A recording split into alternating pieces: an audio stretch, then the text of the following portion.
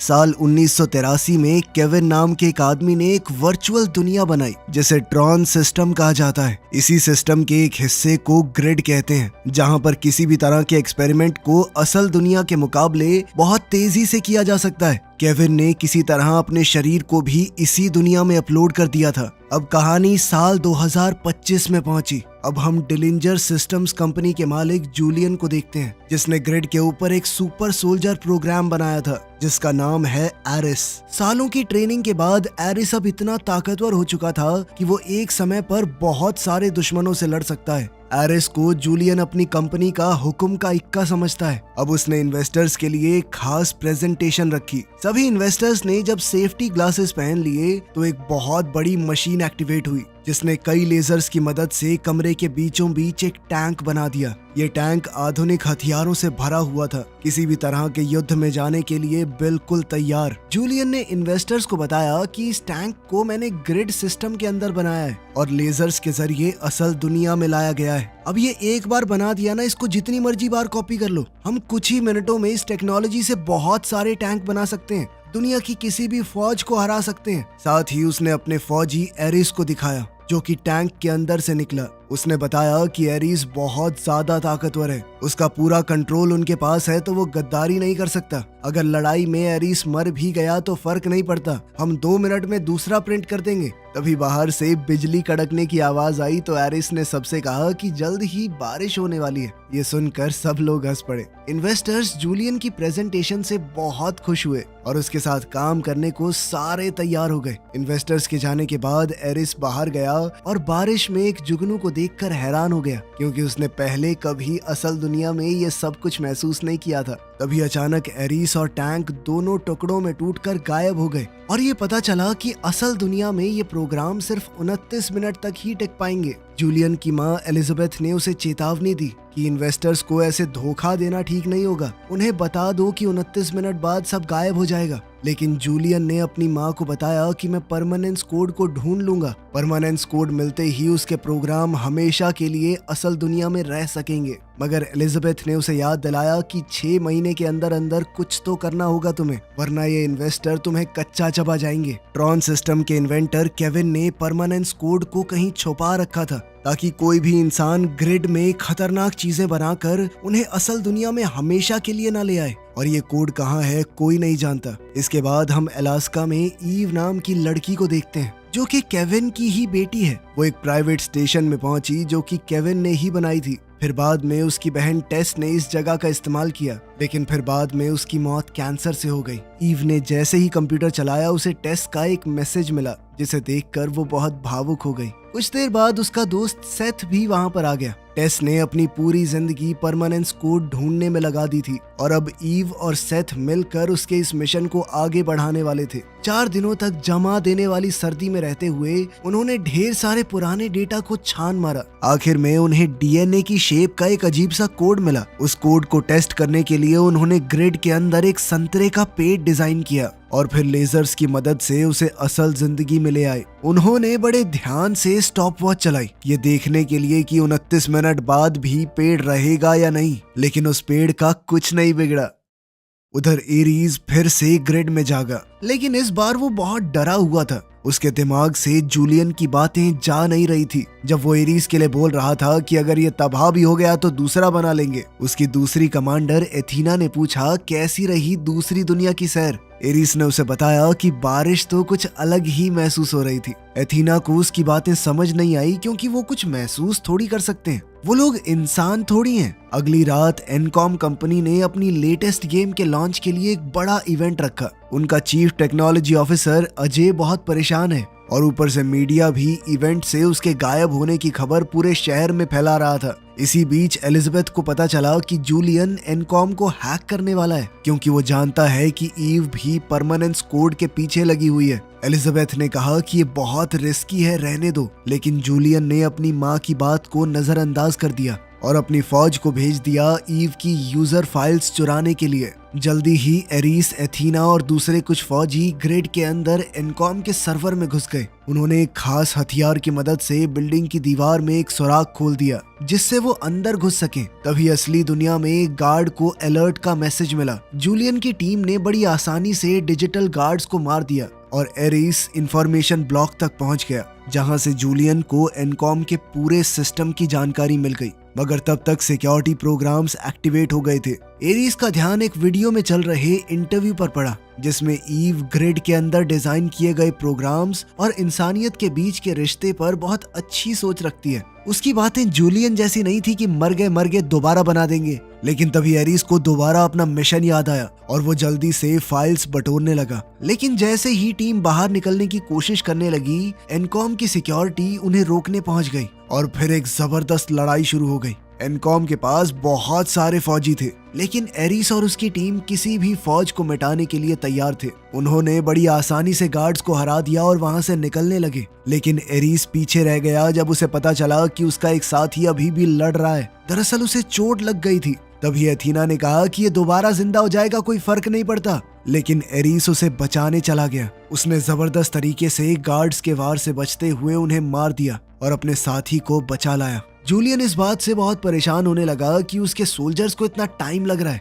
और साथ ही उसके सर्वर पर काफी लोड आ चुका था। तभी उसने जानबूझकर अपने प्रोग्राम में धमाका कर दिया, जिस वजह से उसके सोल्जर्स के साथ साथ एनकॉम का पूरा सर्वर भी उड़ गया और यहाँ अजय की प्रेजेंटेशन भी खराब हो गई और गेम का लॉन्च रद्द करना पड़ा। कुछ समय बाद एरिस को अपने कमरे में होश आया और उसने देखा कि उसका जो साथी जख्मी हो गया था वो वापस ही नहीं आया। उसने जूलियन से इस बारे में पूछा तो जूलियन ने कहा कि जो भी नाकाम होगा उसे डिलीट कर दिया जाएगा। ये सुनकर एरिस अंदर से हिल गया। अब जूलियन ने उसे एक नया मिशन दिया। उसे किसी भी हालत में ईव को ढूंढना होगा। इसके बाद जूलियन को अजय का कॉल आया। अजय बहुत गुस्से में था। उसने जूलियन को धमकी दी कि वो 29 मिनट की लिमिट के बारे में पता है तेरे इन्वेस्टर्स को, अगर मैं बता दूं तो।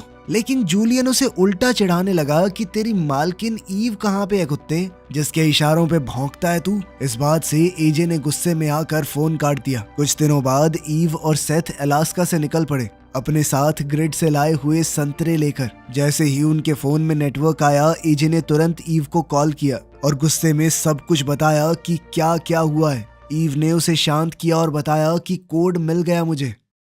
उधर एरिस ईव की सभी फाइल्स को देखने लगा और उन्हें देखकर उसे इंसानों और जिंदगी के बारे में और पता चला। उसे अब खुशी और दुख जैसी फीलिंग्स समझ में आने लगी थी। उधर जूलियन को असल दुनिया में ईव की लोकेशन का पता चल गया तो वो तुरंत एरिस और एथीना को कुछ बाइक्स के साथ ग्रिड से असल दुनिया में ले आया और उन्हें मिशन दिया कि 29 मिनट के अंदर अंदर ईव को ढूंढना है। दूसरी तरफ ईव एक प्राइवेट एयरपोर्ट से बाइक पर निकली। सड़क पर लगे कैमरास से जूलियन को उसकी लोकेशन मिली थी और तभी एरिस और एथीना उसके पीछे लग गए। ईव को जैसे ही पता चला कि कोई उसका पीछा कर रहा है तो उसने अपनी स्पीड बढ़ा ली, जिससे पुलिस का ध्यान भी उसके ऊपर गया। जब पुलिस ईव का पीछा करने लगी तो एरिस ने अपनी बाइक से लेजर बीम चलाकर पुलिस की गाड़ी को 2 टुकड़ों में काट दिया। ईव ने अपनी स्पीड और तेज कर ली, लेकिन एथीना उसके बहुत करीब आ गई। मगर ईव ने अचानक से अपनी बाइक घुमाई और दूसरे हाईवे पर चढ़ गई। तभी एक बस अचानक से रुकी और पूरा रोड ब्लॉक हो गया और वहीं एरिस पीछे ही रह गया। लेकिन एथीना ने पीछा करना जारी रखा और ईव का पीछा करते हुए वो एक पार्किंग गैराज में पहुंच गई। ईव कुछ गाड़ियों के पीछे छुप गई और जैसे ही एथीना रैंप पर आई, ईव ने अपनी बाइक उस पर फेंक कर उसे गिरा दिया। तभी एरिस को अलर्ट मिला कि एथीना के ऊपर हमला हुआ है। वो जल्दी से बाइक भगाकर उस लोकेशन की तरफ पहुंचा। वहीं एथीना जल्द ही संभल कर रैंप पर चढ़ने लगी, लेकिन वहीं ईव उसकी बाइक चुराकर तुरंत वहां से निकल पड़ी। जैसे ही वो सड़क पर निकली, एरिस भी वहां पहुंच चुका था और वो दोबारा से उसके पीछे लग गया। उसने ईव को रोकने के लिए लेजर बीम का इस्तेमाल किया, पर ईव जैसे तैसे बच गई। हालांकि इस पकड़ा पकड़ी में कई गाड़ियों के एक्सीडेंट हो गए। एरिस पूरी रफ्तार से ईव का पीछा कर रहा था, लेकिन अचानक से उसके सामने एक गाड़ी आ गई। गाड़ी के अंदर एक बच्चा था और एरीस उसे देखकर रुक गया। इसी बहाने ईव को आगे बढ़ने का मौका मिल गया। इस सारी घटना को जूलियन अपनी स्क्रीन पर देख रहा था और अपने इन फौजियों की नाकामी से नाराज होकर अपने कुछ लोगों को भी उसने ईव के पीछे भेज दिया। बहुत सारे बटन ट्राई करने के बाद ईव ने अपनी बाइक पर लेजर बीम एक्टिवेट कर दी, लेकिन एरीस बड़ी आसानी से उस लेजर बीम से बच गया। वो बाइक को और तेजी से चलाकर ईव के बिल्कुल पास ले गया। ईव अब पूरी कोशिश कर रही थी वहां से बचकर भागने की, लेकिन उन दोनों की लेजर बीम्स की वजह से बहुत सारे एक्सीडेंट्स होते रहे। इसी दौरान थोड़ा मिसबैलेंस होने से दोनों की बाइक्स आपस में टकरा गई, जिसके बाद ईव उछलकर एक कचरे के डब्बे में जा गिरी। खुशकिस्मती से उसे ज्यादा चोट नहीं आई और वो तुरंत अपनी जान बचाने के लिए भागने लगी। एरीस भी पैदल उसका पीछा करने लगा। वो दोनों दौड़ते हुए समुद्र के किनारे तक पहुंच गए, जहां ईव को लगा कि अब तो वो पकड़ी गई। तो उसने वो ड्राइव जिसके अंदर परमानेंस कोड था उसे तोड़कर पानी में फेंक दिया। अब एरीस उसके पास पहुंचने ही वाला था, लेकिन अचानक उसके शरीर के अंदर कमजोरी आ गई। उसके 29 मिनट लगभग खत्म हो गए थे। अब जाकर ईव को समझ में आया कि एरीस एक प्रोग्राम है। तभी अचानक एरीस और एथीना दोनों डिजिटल दुनिया में वापस चले गए। तभी एक हेलीकॉप्टर वहां पहुंच गया और जूलियन के आदमी ने एक खास तरह की गन का इस्तेमाल करके ईव को अपने काबू में करके ग्रिड के अंदर भेज दिया। उन्होंने ईव को तो पकड़ लिया, लेकिन आज जो तबाही मची थी वो पूरी न्यूज पर छा गई और एलिजाबेथ कहने लगी कि जूलियन अपनी हद से बाहर जा रहा है। जूलियन ने जवाब दिया कि दुनिया मुझे माफ कर देगी, बस एक बार मेरे हाथ वो परमानेंस कोड लग जाए। उधर ग्रिड के अंदर एरीस और एथीना ईव का डिजिटलाइजेशन प्रोसेस पूरा करते हैं और आखिर में उन्होंने एक आइडेंटिटी डिस्क देकर उसे एक्टिवेट कर दिया। वो जानते थे कि परमानेंस कोड अब ईव के अंदर छुपा हुआ है, क्योंकि ईव ने एक बार उसे देखा ही हुआ है। लेकिन थोड़ी जांच करने पर पता चला कि कोड को जबरदस्ती निकालने से ईव की जान चली जाएगी। एथीना को तो इस बात से कोई फर्क नहीं पड़ा, लेकिन एरीस ने फौजियों को रोक दिया और जूलियन को अपनी चिंता के बारे में बताया। इस पर जूलियन कहने लगा कि तुम्हारा काम है जो मैंने कहा है वो बिना किसी शिकायत के करना, ठीक है? मुझे वो कोड किसी भी हालत में चाहिए, फिर चाहे ईव के साथ कुछ भी हो। ये सब सुनने के बाद भी एरीस ने कमरे में जाकर झूठ कह दिया एथीना से कि जूलियन अभी किसी काम में बिजी है, इसीलिए हमें नए ऑर्डर्स आने तक रुकना होगा। इतना कहकर एरीस ने सबको वहां से भेज दिया, लेकिन एथीना ने तुरंत जूलियन को कांटेक्ट करके बताया कि एरीस में कुछ खराबी आ गई है, वो अजीबोगरीब बातें कर रहा है। इस पर जूलियन ने उसे ऑर्डर दिया कि कोड ले आओ और एरीस और ईव दोनों को मार दो।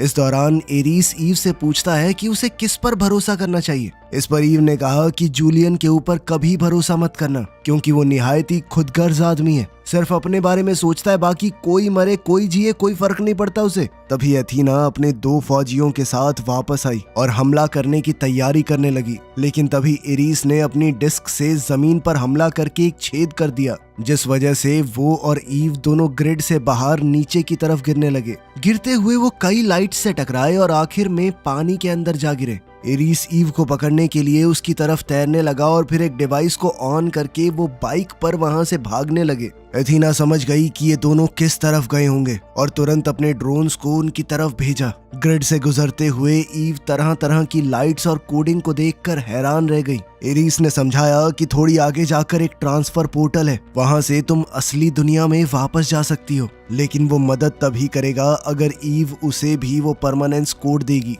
उसने वादा किया कि मैं जूलियन की मदद नहीं करूंगा, मुझे वो कोड अपने लिए चाहिए। जल्द ही ड्रोन्स उन तक पहुंच गए और लेजर बीम्स को एक्टिवेट कर दिया गया। तभी एरीस ने बाइक के आसपास एक सुरक्षा कवच बना दिया और एक बड़ी छलांग मारकर एरीस ने ड्रोन्स को पीछे छोड़ दिया। ईव ने भी आखिरकार उसकी शर्त मान ली कि मैं तुम्हें कोड दे दूंगी। जब ड्रोन्स फिर से करीब आए तो एरीस ने अपनी डिस्क की मदद से एक गुफा को तबाह कर दिया और एक बड़ा सा धमाका हुआ, लेकिन एरीस तेजी से ड्राइव करते हुए गिरते हुए मलबे से बच निकला और दोनों समय रहते पोर्टल में कूद गए। अब डिलिंजर ऑफिस में लेजर डिवाइस ने एरीस और ईव को रियल वर्ल्ड में बना दिया। जूलियन ने अपने आदमियों को भेजा कि जल्दी से इन दोनों को पकड़ो, लेकिन एरीस ने कुछ ही सेकंडों में सबको मार दिया। जूलियन की चीख चिल्लाहट को इग्नोर करते हुए वो दोनों एक वैन चुरा कर गेट्स तोड़ते हुए वहां से भागे। गुस्से में जलता हुआ जूलियन एथीना को भी असल दुनिया में ले आया और उसे कहा कि अब एरीस की जगह तुम कमांडर हो।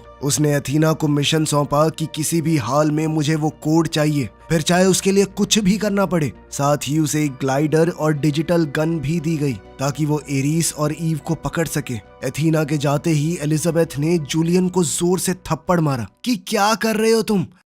रोड पर ईव ने एरिस को बताया कि उसने वो कोड केविन की पुरानी फाइल्स में ढूंढा था, मतलब कि कोड की एक कॉपी केविन के पुराने सिस्टम में भी होगी। लेकिन एरिस ने हिसाब लगाया कि इस पुरानी सी वैन में हम एनकॉम ऑफिस 29 मिनट में तो नहीं पहुंच पाएंगे। तभी वो लोग एक पेट्रोल पंप पर रुके और ईव ने क्लर्क को फोटो मैगजीन में अपना चेहरा दिखाते हुए कहा कि देख मैं फेमस हूँ, मुझे एक बार अपना फोन दे दे, बाद में बहुत पैसे दूंगी। उसने सेथ को कॉल करके कहा कि ऑफिस के अंदर एक डिजिटलाइजिंग गन लेकर उसका इंतजार करे। साथ ही उन्होंने क्लर्क की तेज भागने वाली गाड़ी भी ले ली। ईव ने उस आदमी से वादा किया कि मैं तुम्हें बहुत सारे पैसे दूंगी, चिंता मत करो। गैस स्टेशन के सिक्योरिटी कैमरास पर उनकी गाड़ी दिख गई, जिससे एथीना ने उनकी लोकेशन का पता लगा लिया। एरिस गाड़ी को बहुत तेज चलाने लगा, लेकिन उसके जबरदस्त रिफ्लेक्सेस की वजह से वो आसानी से सारी गाड़ियों से बचकर निकलता रहा। सफर के दौरान उसने ईव को बताया कि मैं तुम्हारे बारे में लगभग सब कुछ जानता हूँ, क्योंकि मैंने तुम्हारी सारी फाइल्स पढ़ी हैं, तुम्हारे परिवार के साथ तुम्हारे भेजे हुए मैसेज तक पढ़े हैं। ईव ने उसे बताया कि प्यार और दुख इंसानी जिंदगी का हिस्सा है। एरिस भी समझ गया कि ईव अपनी बहन के काम को इसलिए जारी रखना चाहती है ताकि वो उससे जुड़ी रह सके। एनकॉम ऑफिस के बाहर पहुंचकर एरिस ने जल्दी से गाड़ी पार्क करने के चक्कर में ठोक दी। वो दोनों सेथ से मिले और तेजी से म्यूजियम फ्लोर की तरफ भागते हुए गए, जहां पर केविन का पुराना सिस्टम एग्जीबिशन में लगा हुआ था। जैसे ही ईव को कोड मिला, सेथ ने डिजिटलाइजिंग गन को जोड़ना शुरू कर दिया, लेकिन इससे पहले वो एरिस को कोड दे पाते एथीना वहां पहुंच गई। उसने तुरंत हमला नहीं किया और एरिस समझ गया कि ये बस इस बात का इंतजार कर रही है कि मेरे 29 मिनट खत्म हो जाएं। एरिस ने कहा कि प्लान को थोड़ा बदलना पड़ेगा, मेरे बिना तुम दोनों इससे लड़ नहीं पाओगे। वो खिड़की से कूद गया ताकि एथीना से लड़ सके, लेकिन ईव एरिस को मरने नहीं देना चाहती थी। उसने गन को एक्टिवेट कर दिया और एरिस को केविन की ग्रिड में भेज दिया। अब एथीना खिड़की तोड़कर अंदर घुस गई। उसने देख लिया कि एरिस को ग्रिड में भेज दिया गया है, इसीलिए उसने बंदूक को भी बीच से काट दिया ताकि वो वापस ना आ सके। सेथ ने उस पर हमला करने की कोशिश की, लेकिन एथीना ने एक मुक्का मारकर उसे दूर फेंक दिया। सेथ अब आर्केड मशीन से टकराकर बेहोश हो गया। ईव भागने की कोशिश करने लगी और उधर एथीना हर एक मशीन को तबाह करते हुए उसका पीछा कर रही थी। आखिरकार एथीना ने ईव को घेर लिया, लेकिन तभी छत से पानी गिरने लगा। अपने शरीर पर पानी के एहसास ने उसे बिल्कुल उलझा दिया। इसी उलझन की वजह से उसका टाइम खत्म हो गया और वो ग्रिड में वापस चली गई। लेकिन जूलियन के होश उड़ गए ये जानकर कि एथीना ने खुद ब खुद लेजर्स की मदद से अपने आप को असल दुनिया में वापस भेज दिया था। वो उस पर चिल्लाने लगा कि रुक जाओ, मैंने तुम्हें बुलाया। तभी एलिजाबेथ उसके पास आई ये बताते हुए कि बोर्ड ने तुम्हें हटा दिया है, तुम्हें कंपनी से निकाल दिया गया है, पूरी कंपनी का कंट्रोल अब मेरे पास है। उसका पहला फैसला था कि इस प्रोजेक्ट को बंद कर दिया जाए, लेकिन एथीना ने बिना वक्त गवाए अपनी डिस्क से एलिजाबेथ को मार दिया। ये देखकर जूलियन बिखर गया, लेकिन एथीना ने उसे याद दिलाया कि तुमने ही तो कहा था कि किसी भी हाल में तुम्हें वो कोड चाहिए, तो मैं तो बस अपना मिशन पूरा कर रही हूँ। अब एथीना ने अपने 2 फौजियों और एक बहुत ही ताकतवर व्हीकल को असल दुनिया में बुला लिया था। उन्हें लेकर वो अपना मिशन जारी रखती है। उसके जाने पर जूलियन कंप्यूटर की तरफ भागा और सिस्टम को ओवरराइड करने की कोशिश की, लेकिन एथीना ने पूरे सिस्टम पर कब्जा कर लिया था। उधर एनकॉम ऑफिस में अजय तबाही देखकर हैरान रह गया। ईव ने उसे पूरा सच बताया और कहा कि इस बंदूक को जल्दी से ठीक करो, यही हमारा आखिरी चांस है। तभी उन्हें दूर से एथीना आती हुई नजर आई और ईव समझ गई कि जब तक डिलिंजर सिस्टम्स के सर्वर चल रहे हैं, एथीना बार बार वापस आती रहेगी। उसने अजय से कहा कि एथीना की गिराई हुई बंदूक का इस्तेमाल करके डिलिंजर सिस्टम्स के सर्वर्स को हैक करे और उनकी ग्रिड को बंद कर दे। सड़क पर लोग एथीना को देखकर उससे घबराने लगे। पुलिस का एक हेलीकॉप्टर उसे रोकने के लिए आया, लेकिन एथीना ने खतरनाक लेजर्स का इस्तेमाल करके उसे हवा में ही उड़ा दिया। कुछ ही देर में फौज ने अपने फाइटर जेट्स भेजे, लेकिन वो भी कुछ ही सेकंडों में गिरा दिए गए। ईव सड़क पर भाग रही थी, इसलिए एथीना ने बहुत सारी ट्रैकिंग मिसाइल्स उसकी तरफ भेज दी। बेचारी ईव कुछ मिसाइलों से तो बच गई, लेकिन फिर कुछ ड्रोन्स ने उसके इर्द गिर्द घूमकर रोशनी का एक घेरा बना दिया, जिसके अंदर से वो निकल नहीं सकती थी।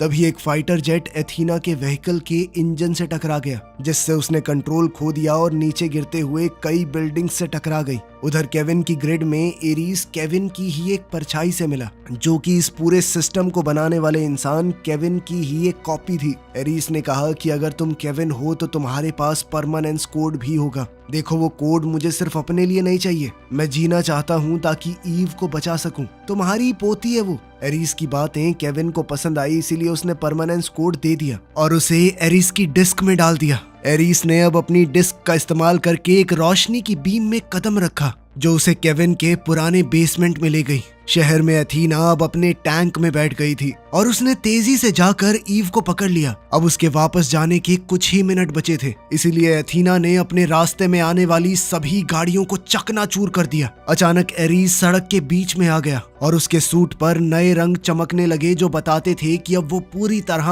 आजाद है। एरीज ने अपनी डिस्क को टैंक पर फेंका, जिससे टैंक ने कंट्रोल खो दिया और क्रैश होकर टुकड़े टुकड़े हो गया। अब एरीज भागकर ईव के पास गया और देखा कि वो ठीक है। उधर एथीना फिर से सोल्जर्स प्रोग्राम के साथ वापस आ गई और तीनों एरीज पर हमला करने लगे। यह लड़ाई बहुत मुश्किल थी क्योंकि वो सब भी एरीज की तरह ही ताकतवर थे, लेकिन एरीज ने दोनों सोल्जर्स को गिरा दिया। हालांकि इस प्रोसेस में उसकी डिस्क गिर गई। अब उन दोनों से लड़ने के बाद वो काफी कमजोर हो गया था और एथीना उस पर हावी होने लगी। जब वो एरीज को मारने ही वाली थी, तब ईव ने ऐन वक्त पर डिस्क उसकी तरफ फेंक दी। एरीज ने जैसे ही डिस्क का इस्तेमाल किया हमले को रोकने के लिए, एथीना का हथियार बीच से टूट गया। फिर एरीस और एथीना दोबारा से लड़ने लगे और इस बार एरीस उस पर हावी होने लगा। उसने एथीना का हाथ काट दिया और वो उसे खत्म करने ही वाला था, लेकिन तभी अजय ने डिलिंजर सिस्टम को हैक करके उनकी ग्रिड को ही उड़ा दिया, जिसके बाद शहर में डिलिंजर सिस्टम्स की मिसाइल ऊपर से ही गिरने लगी और एरीस ने एथीना को पकड़ कर रखा जब तक वो बिखर कर धूल नहीं बन गई।